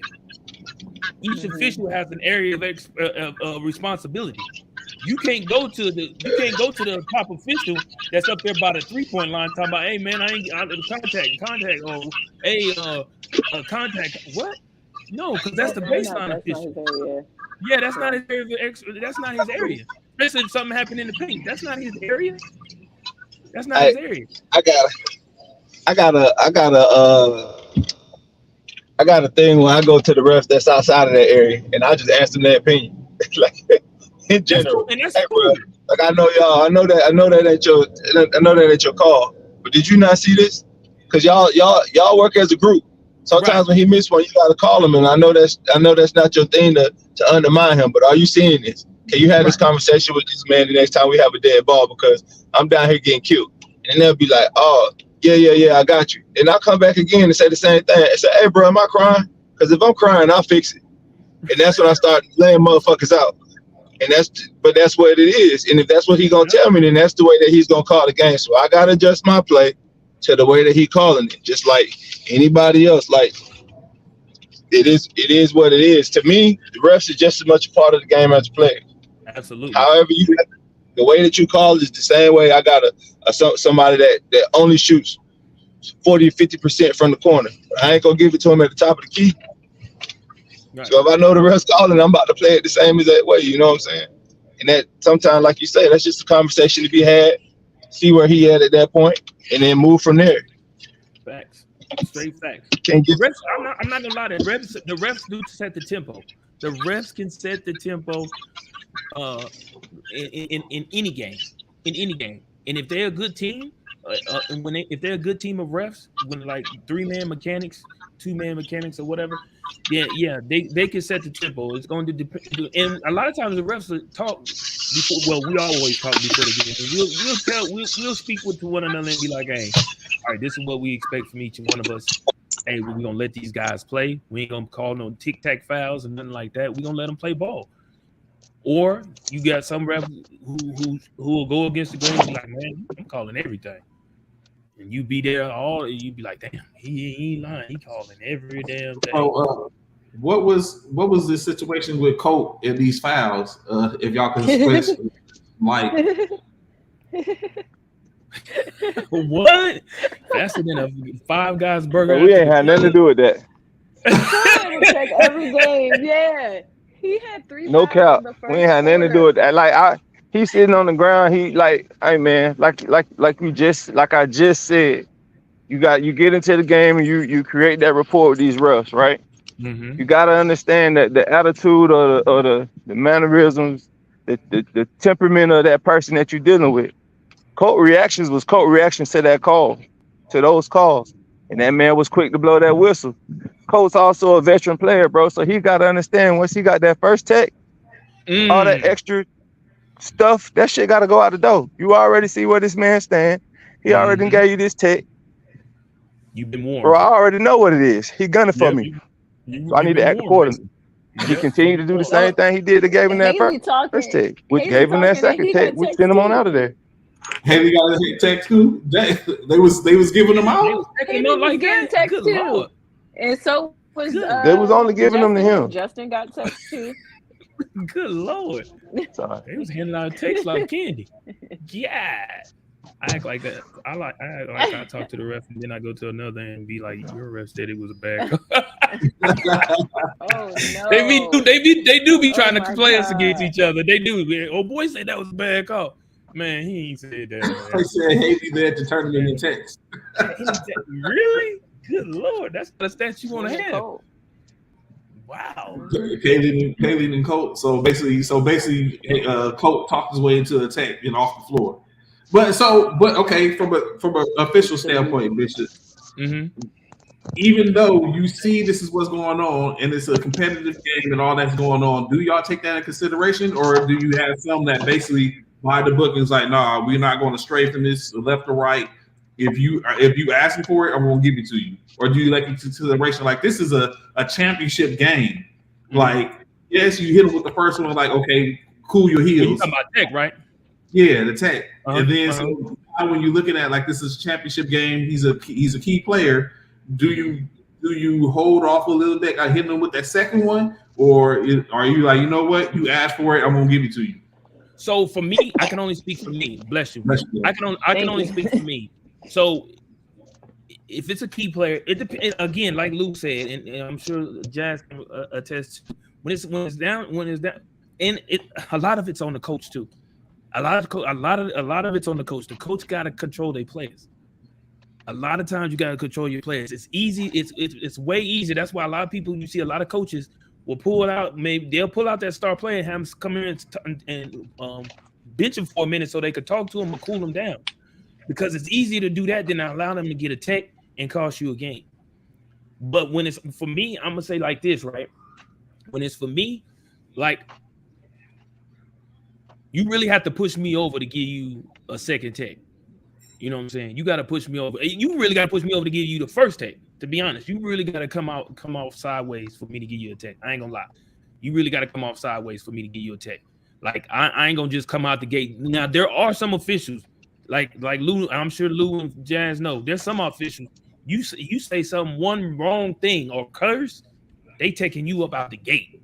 They taking you straight up out the gate, right out the back. Hey, won't say nothing. Won't even kind of they take you up, and then some that'll talk. Hey man, you coming close. You coming close. Hey man, you might want to pipe it down. Hey man, if I tell you one more, boop, there it is. You know what I'm saying? It is what it is. But for me, yeah, you got to push me. You got to push me as far as and then me, I'm quick. I'll say this. Hey coach, you better get your player. He on the verge. He on the verge. Get your player. Get your player. He on the verge. I try to do everything I can to avoid it. But every action has a reaction, right? And we just earlier we lose. Just speaking of it, Coach Jazz spoke a little bit. I'm very sure there's some trash officials, just as we have, like we talk about other. So is it fair to say that sometimes that's to compensate for something because you've been outed? And now he's like, okay, saying, do y'all sit back as officials and be like, yo, your calls, man, is not warranted, or like you said, is there official rules? Oh yeah, we talk to one another, man. We'll talk to one like Lou said, like he'll talk to an official knowing that it wasn't his area of responsibility, and he'll talk to him and just ask, hey, did you see that? And we know why he's doing that because he wants to know. Is Lou's like, I know what I seen and I know what I felt, I know what happened, but I know this guy is standing right there and probably should have seen it, but didn't. But let me go ask this other official, did he see exactly what I felt or saw myself? And I just want to get some clarification. And then 9 times out of 10, if that official says, yeah, but that's not my call, that's not my area, then we'll talk over officials during a timeout, during a TV break or whatever, and be like, hey man, look, you missed some calls. I need you to step up on your calls, man. I need you to pay attention to your calls. Blah, blah, blah. We try to fix ourselves, man. And yes, there are makeup calls. Yes. Do officials also do the thing to where they kind of like keep up out their mans? Like, it was a bad call, but you continue to uphold the call, or you don't say anything, or you like you was just saying, if you go and do a huddle, or if there's no timeout, but you see like it's not getting better, you do officials timeout and y'all go a huddle, does that give the perception to the players and the coaches like, hey, this one's doing something, and now it becomes open season on the official in a sense? No, I wouldn't say that. No, I mean, don't get me wrong. When we talk about the game. We talk about what we see. We evaluate one another. Because what we try not to do is call each other's calls. In other words, we try not to call a call that's not in our area of responsibility. That's totally what you're not supposed to do. Because especially if for one reason you shouldn't even be looking in that area because that's not your area of responsibility. So how did you really see that call? You know what I'm saying? How could you really make a call that you're not even supposed to see?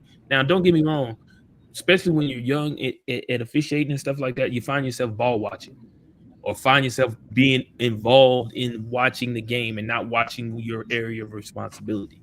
That happens. And then before you know it, you're blowing your whistle because you're so-called ball watching or watching the game instead of watching your area of responsibility. And that's just that's just the nature of the game and stuff like that. But yeah, I mean, it is what it is. We human. We make mistakes. Things happen.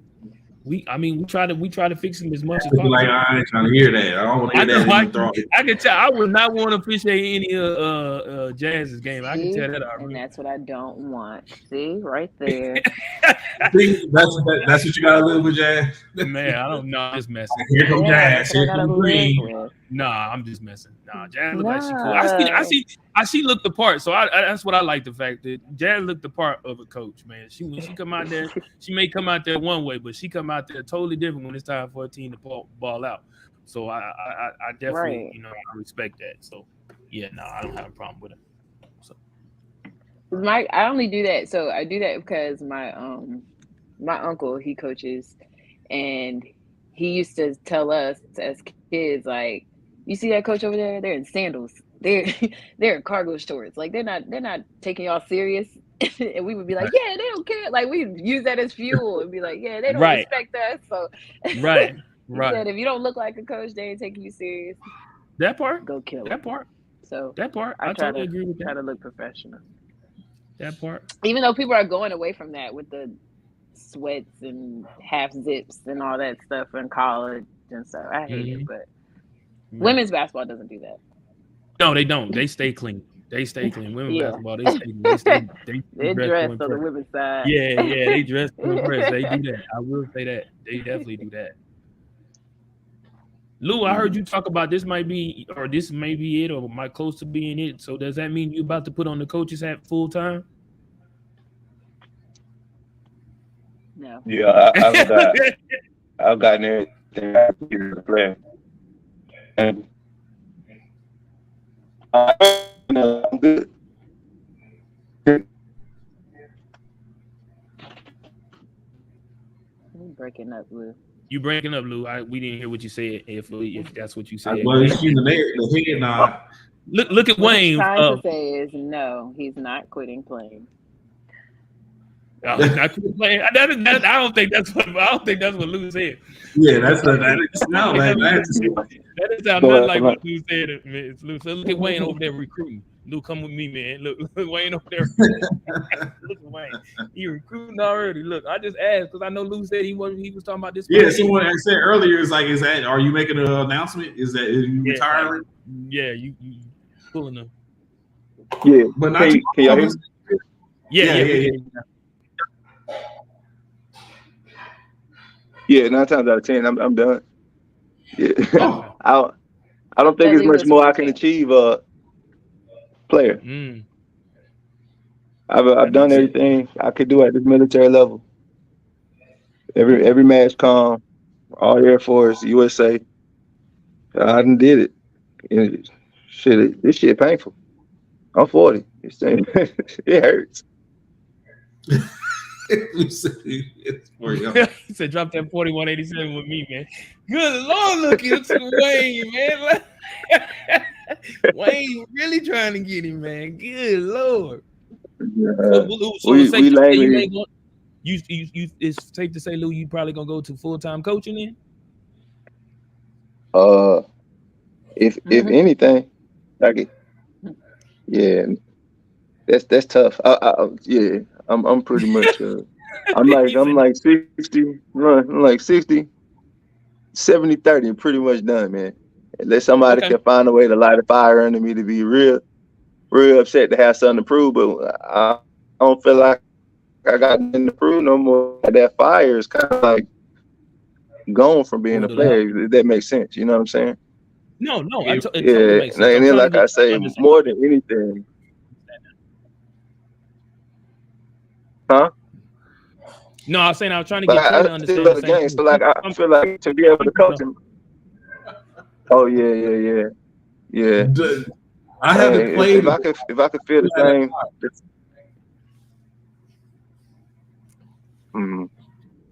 Yeah, I think it's a wrap. Jazz, you can't get it. You can't fight that. You can't relight that fire, Jazz. You can't relight it for him. You can't put a torch to it or something. They ain't ready. Jazz says she got a lighter. She can relight that torch for you. Don't worry. I'm just saying. You'll see him in a jersey next year. So you can get celebrated. You ain't gonna pull LeBron. You ain't gonna pull LeBron at the ESPYs. Until I can't give no more to the sport. I'm gonna go ahead and keep playing. You ain't gonna pull LeBron for me. I don't know if that sounds like hate. I got plenty I can give to the sport without paying no shoes, man.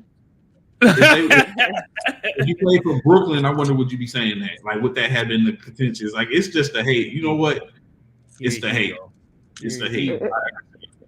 It's not even as LeBron. It's because he's a Laker. I understand, but you know what? It ain't even that, bro. It comes with the territory. 16 of them. 16. Like Coach Jazz be flexing, like Lou be talking about his 10 and Jazz is hers. 16 of them. I get it.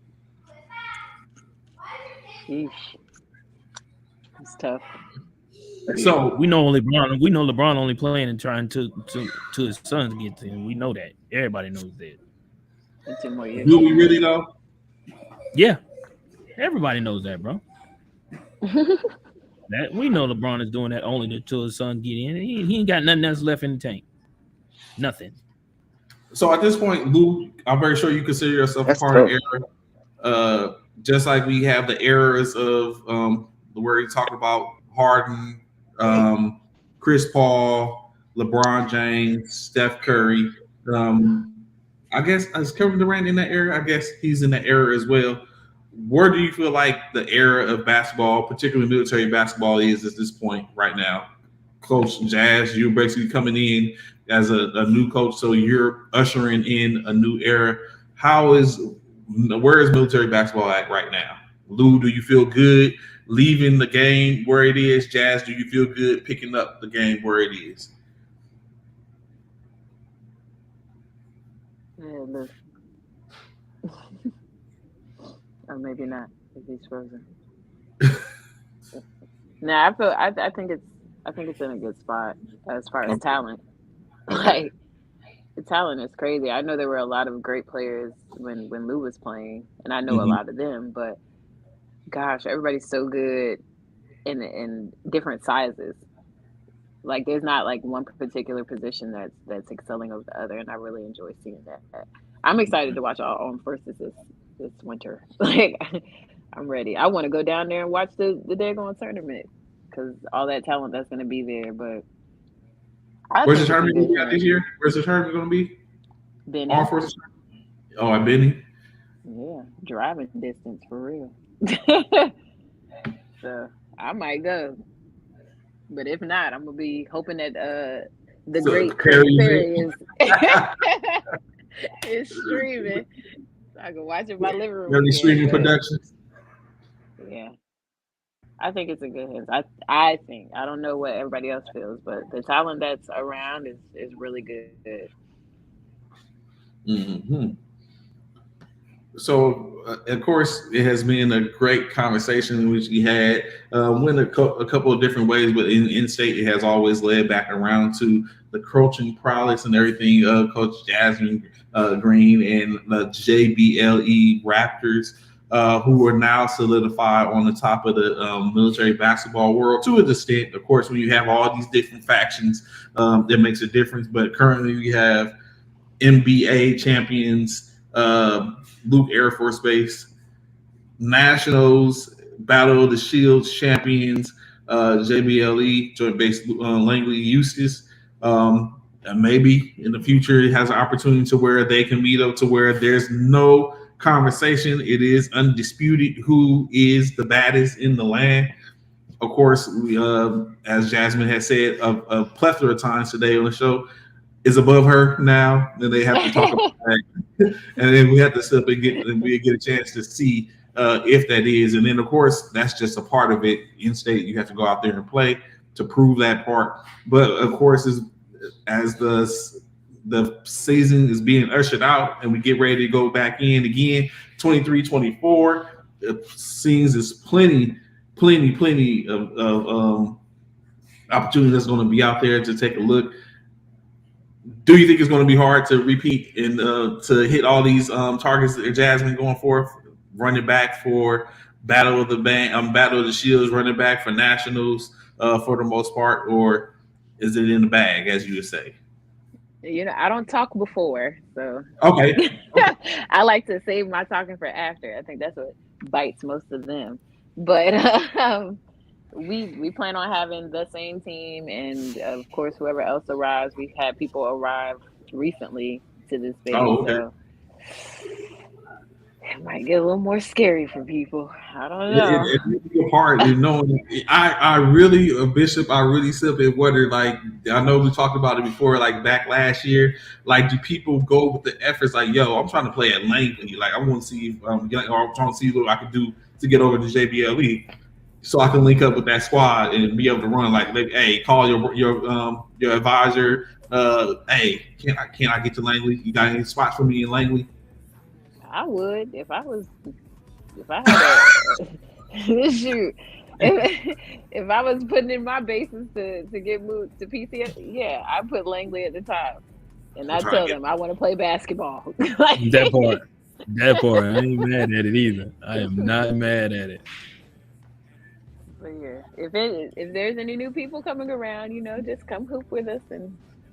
All right, when do y'all have tryouts, or do y'all post tryouts? We do tryouts. Last year we did them in September, probably about the same time this year, because we do the pro-am during the summer. So we try to wait until after the pro-am, after everybody's doing all their stuff, to bring in new guys. Okay. The alley on the weekends. Alley's on Wednesday. Thank you, not the weekends.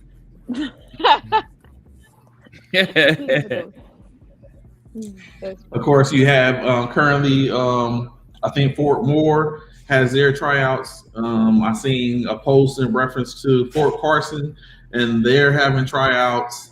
It was someone else I seen the other day that tryouts. So I know CMB's having theirs. CMB, yeah. So it's they're going down the tryouts. So yeah, if y'all out there, on the squad, or you in the process of PCSing, if it's movement season, if you're a mover, make sure you get out there, hit those coaches up. They'll know. Family Warrior, that's another one. They're getting ready to have tryouts too. So Fort Cavazos is back in the fray to engage. So it's going to be another crazy season. So of course we greatly appreciate Jazz coming on this morning, Junie, Coach Wayne, as well as Lou pulling up this morning, this Friday morning for us to close out the week. We look forward to talking to y'all, of course, further on as they continue to go on. Coming up in September, next on the docket in military basketball, of course, the Military Basketball Association has their All-Star game that's going down September 16th in Oklahoma. So, you know what I'm saying? Of course, they're going to have that. A couple of guest coaches that's going to be on the grace of the sidelines. Latrina Black and Kirk Perry is going to be doing their thing to help out the side. So that should be a whole thing. Of course, we'll get you up with the NBA personnel to see what they got to say about this All-Star game coming up. Of course, shout out to Commissioner Mike Myers, as he is now CMB and Luke coaches. The coaches are going to be the head coaches for the respective teams, and then assistant coaches, I believe, Latrina Black and Luke Perry, are going to be contributing as they can. Kirk Perry. So that's going down. So always something, or as I say, congratulations, Commissioner Mike Myers, Major Mike Myers, Major retired Mike Myers, that is, as he has retired out the service. So he joins the DD-214 crews across the world. Welcome to the club, brother. Jazz, before we get up out here, any final words? No final words.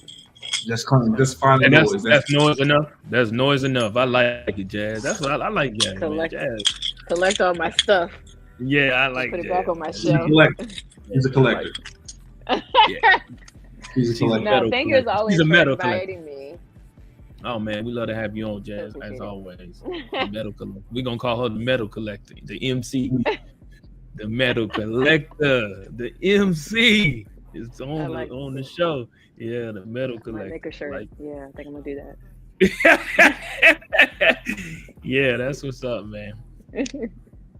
So again, we greatly appreciate y'all tapping in with us this morning. Look forward to seeing y'all next week. We'll find some, of course, like you said, Jazz said earlier, content creator, content collector. That's what we gotta do. That's what we're content collectors, in which we get out there to bring y'all the interesting conversations in some way, form, fashion. Engagement always is what we do. It's a culture, whole culture, military, sports, just about anything. We avoided bringing up Carly this morning, but hey, we don't know. Carly Smollett, as they call it.